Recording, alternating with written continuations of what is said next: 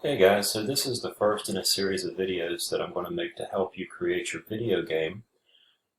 As you can see, we're in Scratch and the game will be made in Scratch, and this tutorial assumes that you've gone through and done the 6 Scratch challenges and that you've done the tic-tac-toe activity for Scratch, and therefore you have a good working knowledge of the different features, the different code, and how to make adjustments. If you have not done that, go ahead and stop this video. Go back into Google Classroom, open up those activities and work through them because you're going to find this confusing if you don't know the basics of Scratch. Now, let's go ahead and look at our short-term goal. This is our game. This is the game that I'm going to be making as an example for you. It's called Feed the Shark.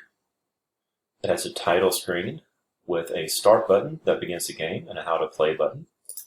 The How to Play button takes you to a How to Play screen.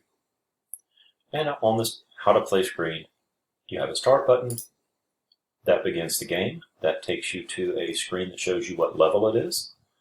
And then your shark moves. As your shark is moving, you'll see in the upper left-hand corner you're gaining points. Once you get to 10, it takes you to level 2.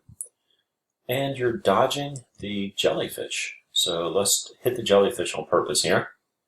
You'll see that my shark changes colors and my score resets to 0. So this is our game. This is the concept. Let's start building it.